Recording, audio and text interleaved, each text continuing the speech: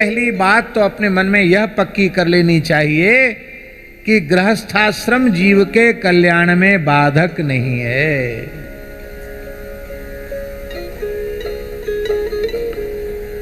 केवल बाबा जी बनने से भगवान मिल जाते हो,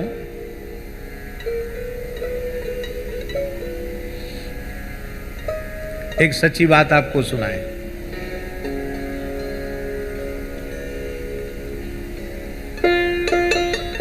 वृंदावन की बात है, सही बात है, पर स्थान और व्यक्ति का नाम नहीं लेना चाहिए, इसलिए हम नहीं ले रहे हैं।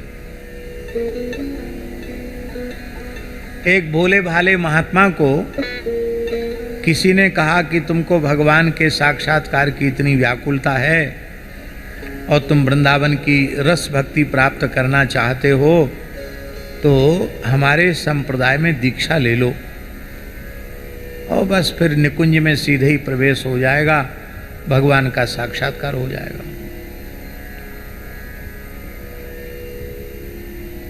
वो महात्मा भी राजी हो गए, ठीक है, भगवान मिलने चाहिए किसी भी शर्त पर।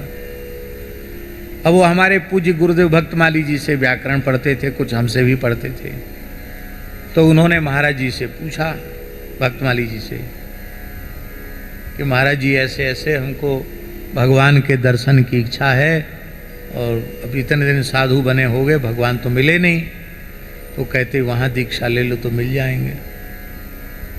तो महाराज जी ने कहा बहुत अच्छी बात है, फिर हमसे पूछने की क्या आवश्यकता, जाओ दीक्षा लो, बहुत बढ़िया बात है, भगवान मिलना चाहिए, जीवन की सार्थकता इसी में है। लेकिन एक बात उन महापुरुष से पूछ के आना। अब महाराज जी के वाक्य को मैं दोहरा रहा हूं, इसलिए मुझे दोष ना लगे।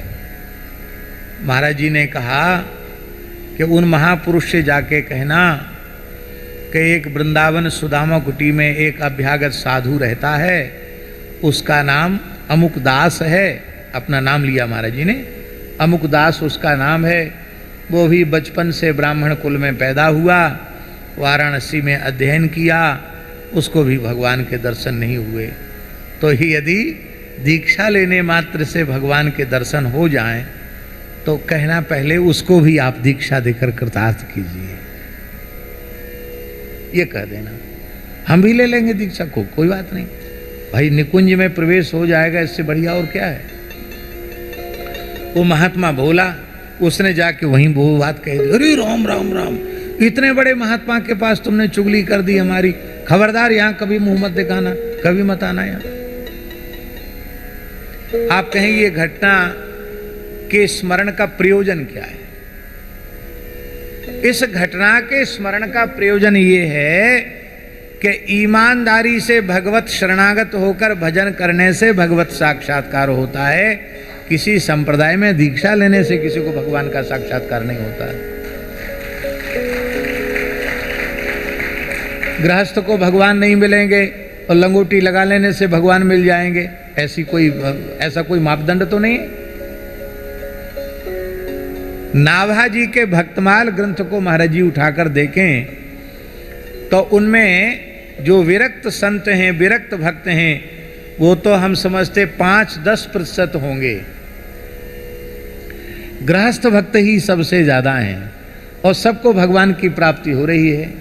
बिहारी लाल जी, इसी कलयुग में महाराष्ट्र के गृहस्थ भक्त संत नामदेव जी को, जो संत ज्ञानेश्वर जी के शिष्य थे, जिनको नाभाजी ने कहा है नाम त्रिलोचन शिष्य सूर शशि सदृश उजागर, नामदेव जी को भक्ति जगत का सूर्य कहा नाभाजी ने। कहा ज्ञानेश्वर महाराज की महिमा का हम क्या वर्णन करें, जिनके 2 शिष्य तो वैष्णव जगत में सूर्य चंद्र के समान हुए।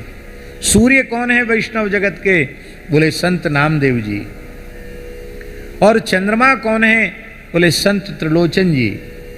त्रिलोचन जी वैश्य थे, महाजन थे, और नामदेव जी छिपा जाति के थे। नामदेव जी को 56 बार भगवत साक्षात्कार हुआ। कितनी बार? 56 बार भगवान ने प्रकट होकर उनके साथ लीलाएं की। सतयुग की बात नहीं है, त्रेता द्वापर की बात नहीं है, इस कराल कलिकाल की बात है।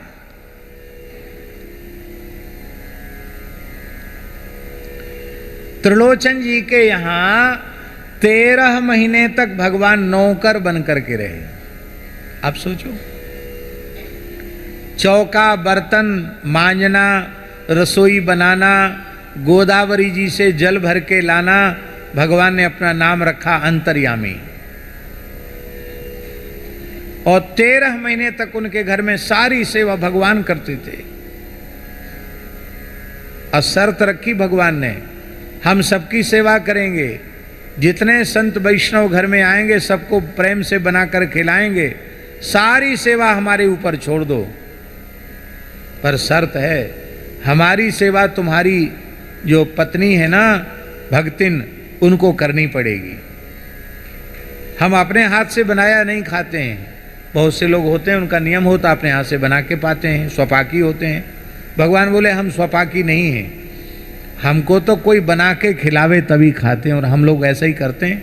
ठाकुर जी कहाँ भोग बनाते हैं अपने लिए, वैष्णव तैयार करते हैं, ठाकुर जी के सामने नैवेद्य के रूप में भगवान के सामने पधराते हैं, तुलसी दल पधराते हैं, भगवान से प्रार्थना करते हैं, भगवान स्वीकार करते हैं। तो भगवान ने कहा हम सबको खिलाएंगे, पर हमको खिलाएगी तुम्हारी पत्नी, अपने हाथ से बना के खिलाएगी। तो त्रिलोचन जी ने कहा कोई बात नहीं, तुम आप बालक ही तो हो, कितना खाओगे? अरे बोले हमारी खुराक बहुत तगड़ी है, क्यों इतना काम करूंगा तो कम थोड़ी खाऊंगा, खाऊं 5-7 सेर, 5 सेर तो कम से कम। और भगवान के मंदिर में, प्रतिष्ठित मंदिर में भोग लगता है तो 5 सेर से कम भोग नहीं लगना चाहिए, 7 सवा 7 सेर भोग हो तो अच्छा है। तो भगवान ने कहा मैं 5-7 सेर भोग लगाता हूं, इससे कम नहीं, इससे ज्यादा हो तो कोई बात नहीं, इससे कम नहीं होना चाहिए। पत्नी से पूछा, बोले हाँ बना दूंगी, कोई बात नहीं, सब घर का काम संभाल लेगा, तो हम इसके लिए बना के खिलाने में क्या हानि है, 5-7 सेर बना देंगे, घर में कोई अभाव तो है नहीं। भगवान ने कहा एक और समस्या हमारी है, हम तनख्वाह में 1 रुपया नहीं लेंगे, केवल भोजन ही भोजन लेंगे, कुछ नहीं लेंगे। लेकिन कोई हमको कहेगा कि बड़ा पेटू है, बहुत खाता है, फिर हम वहाँ नहीं रहे, फिर हम चले जाते हैं। तो 13 महीने तक तो भगवान ने वहाँ सेवा की। और 13 महीने बाद एक दिन ऐसी घटना घटी कि त्रिलोचन जी की पत्नी पड़ोस में गई। उन्होंने कहा इस समय तो आपके घर में सेवक क्या आया है, अंतर्यामी आ गया है, घर में रिद्धि सिद्धि अटखेलियाँ कर रही है, सैकड़ों संतों का आवागमन, कथा कीर्तन, उत्सव महोत्सव, भोज भंडारा होते रहते। क्या चमत्कारी है महाराज, जब से आया है तब से भगत जी के भी चेहरे पे चमक आ गई है। लेकिन आप जैसी पहले अत्यंत क्षीण और दुर्बल थी वैसी अभी हो, आपके स्वास्थ्य में कोई बहुत सुधार नहीं है, क्या बात है? उसने पूछा पड़ोसिन ने, वही भगत जी की रंगत बदल गई, आपकी क्यों नहीं बदली? उसने कहा क्या करें, भगत जी को तो कुछ नहीं करना पड़ता, खाली माला फेरते रहते हैं, अब वो सेवक है ना, उसकी सेवा हमको करनी पड़ती है, क्या रोटी बना के खिलाना पड़ता है। तो पड़ोसन ने कहा बच्चा है, कितना खाता होगा, 15-16 साल का तो है ही है, अभी मूंछ भी नहीं आई है, कितना खाता? अरे ये मत पूछो जी कितना खाता है। हाँ, 5 सेर में तो डकार तक नहीं आती है, 7 सेर से ऊपर हो तो डकार आती है। अब बेचारी के मुंह से निकल गया, ठाकुर जी अंतर्धान हो गए और त्रिलोचन जी बहुत व्याकुल हुए। तब भगवान ने प्रकट होकर दर्शन दिया। पंढरीनाथ भगवान ने कहा 13 महीनों तक तुम्हारे घर में चौका बर्तन रसोई बनाने की सेवा करने वाला कोई दूसरा नहीं था, मैं ही था। और मैं तो सदा सर्वदा से भक्तों का सेवक हूँ, आप कहो तो मैं फिर स्वीकार करने के लिए तैयार हूँ। और त्रिलोचन जी के घर में जितने संत थे वे रो पड़े, हमारी लंगोटी लगाना धन्य हो गया, एक गृहस्थ वैश्य के घर में जाने से हमें भगवत साक्षात्कार हो गया।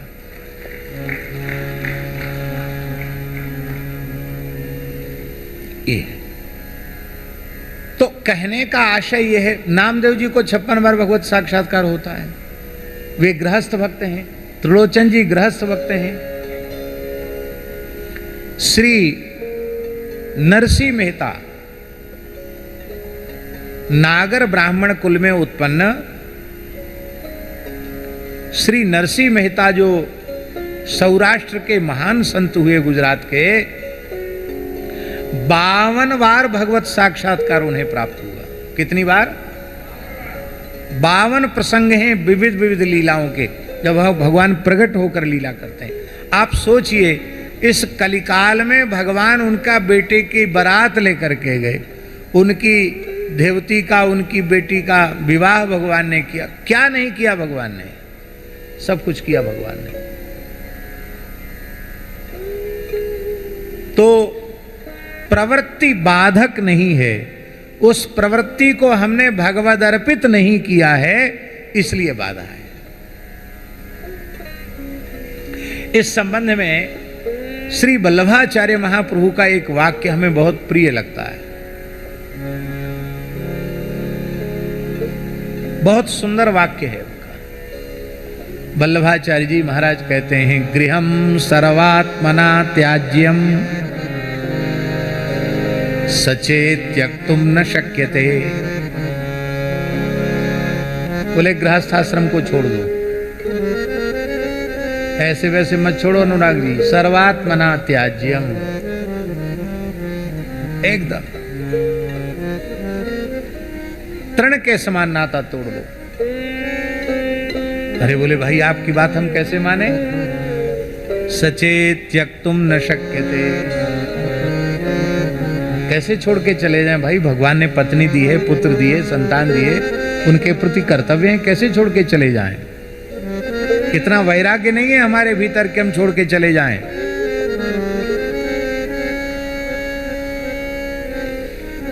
तब बोले कोई बात नहीं, तो भी तुम्हारा कल्याण हो जाएगा।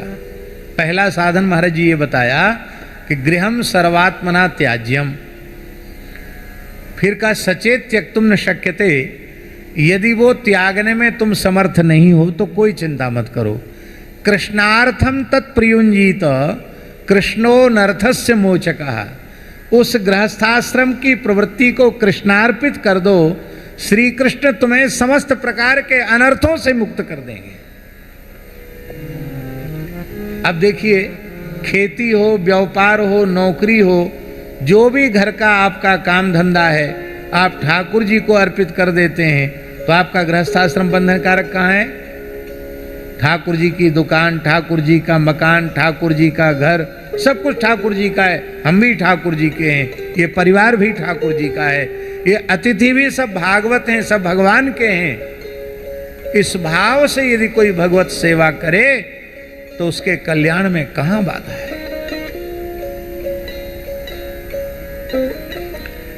स्वयं भगवान अपने मुखारविंद से बोल रहे हैं। हम कहें तो आप शंका संदेह कर सकते हैं, पर भगवान अपने मुखारविंद से कह रहे हैं, प्रचेताओं से। इतना बढ़िया वाक्य है महाराज जी, हमको तो कई बार ऐसा लगता है हर घर में लिखा देना चाहिए ये वाक्य। इतना बढ़िया वाक्य।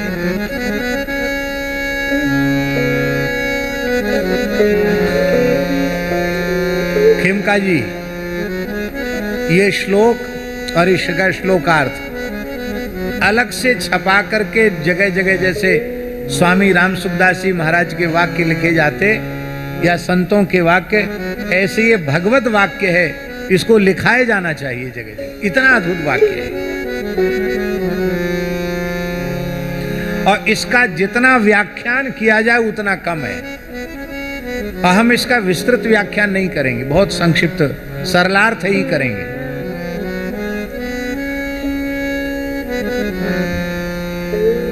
भगवान प्रचेताओं से कह रहे हैं, गृहे स्वाविशतां चापि पुंसां कुशल कर्मणां मदवार्ता यातयामानां न बन्धाय गृहामता मदवार्ता यातयामानां न बन्धाय गृहामता।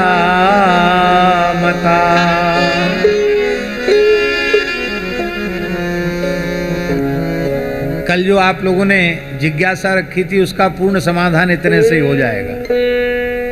भगवान करें गृहेष्वाविशताम चापि, गृहेषु,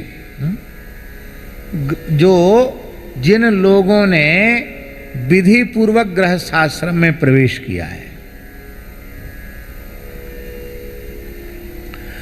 और गृहस्थोचित धर्म का, कर्तव्य कर्म का वे निष्ठा पूर्वक निर्वहन भी कर रहे हैं।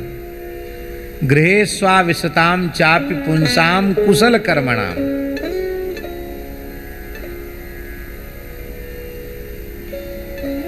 अपने वर्ण धर्म का पालन कर रहे हैं, गृहस्थाश्रम के धर्म का पालन कर रहे हैं, अपने परिवार के प्रति, माता पिता के प्रति, पुत्र पुत्री के प्रति, पत्नी के प्रति, नाते रिश्तेदारों के प्रति, इष्ट मित्रों के प्रति, कुटुंबियों के प्रति, गांव के प्रति, नगर के प्रति, समाज के प्रति, राष्ट्र के प्रति जो उनके कर्तव्य हैं उन संपूर्ण कर्तव्य कर्मों का निर्वाह भी कर रहे हैं। माने घोर प्रवृत्ति वाले हैं, ऐसा नहीं कि सब छोड़ के माला लेके एकांत में बैठे हों। कुशल कर्मणाम, पर इतनी प्रवृत्ति में लगे हुए रहने पर भी यदि अपने व्यस्ततम जीवन का कुछ क्षण भगवन नाम जप के लिए, भगवन नाम संकीर्तन के लिए, भगवत भागवत चरित्र श्रवण के लिए यदि वे निकाल लेते हैं तो न बंधाय गृहामताः, उनका गृहस्थाश्रम बंधन कारक नहीं है।